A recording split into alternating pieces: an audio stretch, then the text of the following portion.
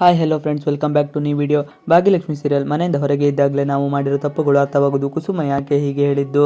ಭಾಗ್ಯ ತನ್ನ ಹಾಗೂ ಮಕ್ಕಳ ಒಡವೆ ಅಡವಿಟ್ಟು ಮನೆ ಖರ್ಚಿಗೆ ಹಣ ಹೊಂದಿಸಲು ಯೋಚಿಸಿ ಒಡವನೆಗಳನ್ನೆಲ್ಲ ಗಂಟು ಕಟ್ಟಿಕೊಳ್ಳುತ್ತಿದ್ದಾಳೆ. ಅದನ್ನು ತೆಗೆದುಕೊಂಡು ಹೋಗಿ ಅಂಗಡಿಗೆ ಕೊಟ್ಟು ಹಣ ತೆಗೆದುಕೊಳ್ಳುತ್ತಾಳೆ. ಅದನ್ನು ಎಣಿಸಿಕೊಂಡು ಜೋಪಾನವಾಗಿ ಇಟ್ಟುಕೊಳ್ಳುತ್ತಾಳೆ. ಆದರೆ ಭಾಗ್ಯ ಕತೆ ಮುಂದೇನಾಯಿತು?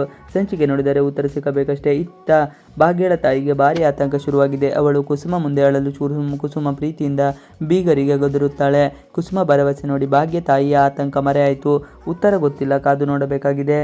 ಇತ್ತ ಕುಸುಮ ಮೊಬೈಲ್ಗೆ ಕಾಲ್ ಬರುತ್ತಿದೆ. ಪೂಜೆಗೆ ಬಂದಿದ್ದ ಮೂರನೇ ಮನೆ ನಾಗರತ್ನ ಕಾಲ್ ಮಾಡಿ, ನಾನು ಪೂಜೆಗೆ ಬಂದು ವಾಪಸ್ ಹೋಗುವಾಗ ಪೂಜೆಗೆ ಇಟ್ಟಿದ್ದ ಸರವನ್ನು ವಾಪಸ್ ತೆಗೆದುಕೊಂಡು ಹೋಗೋಕೆ ಮರೆತು ಬಿಟ್ಟೆ, ನನಗೆ ತುಂಬ ಗಾಬರಿ ಆಗ್ತಿದೆ ಎನ್ನುತ್ತಾಳೆ. ಅದನ್ನು ಕೇಳಿದ ಕುಸುಮ ಕೂಲಾಗಿ, ಅಯ್ಯೋ ಅದ್ಯಾಕೆ ಅಷ್ಟೊಂದು ಗಾಬರಿ ಆಗ್ದಿರಾ? ಅದನ್ನು ನನ್ನ ಸೊಸೆ ಭಾಗ್ಯ ಎಲ್ಲೋ ಗಂಟು ಕಟ್ಟಿ ಜೋಪಾನವಾಗಿ ಇಟ್ಟಿರ್ತಾಳೆ, ಒಂದು ತಗೊಂಡೋಗಿ ಎನ್ನುತ್ತಾಳೆ. ನಾಗರತ್ನಗೆ ಸ್ವಲ್ಪ ಸಮಾಧಾನವಾಗಿದೆ. ಮುಂದೇನು ಎಂಬುದನ್ನು ಕಾದು ನೋಡಬೇಕು. ಈತ ಭಾಗಳಿಗೆ ಭಾರಿ ಯೋಚನೆ ಆಗುತ್ತಿದೆ. ಈಗ ಸಿಕ್ಕಿರೋ ದುಡ್ಡಿನಲ್ಲಿ ಹೇಗೋ 2 ತಿಂಗಳು ಮ್ಯಾನೇಜ್ ಮಾಡಬಹುದು. ಬಳಿಕ ಏನು ಮಾಡುವುದು ಗೊತ್ತಿಲ್ಲ.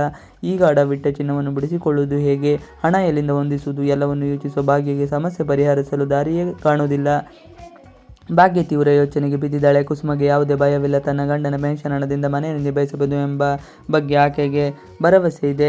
ಕೆಲವೊಮ್ಮೆ ಮನೆಯಿಂದ ಹೊರಗೆ ಇದ್ದಾಗಲೇ ನಾವು ಮಾಡಿರೋ ತಪ್ಪುಗಳು ಅರ್ಥವಾಗುವುದು, ಮನೆಯವರ ಬೆಲೆಯೂ ಅರ್ಥವಾಗುವುದು. ಆಗೋದೆಲ್ಲ ಒಳ್ಳೆಯದಕ್ಕೆ ಎಂದು ಯೋಚಿಸಬೇಕು ಎಂದು ಕುಸುಮ ಭಾಗ್ಯ ತಾಯಿಗೆ ಹೇಳುವ ಮೂಲಕ ಒಂದು ಸಂದೇಶ ನೀಡಿದ್ದಾಳೆ ಎನ್ನಬಹುದು.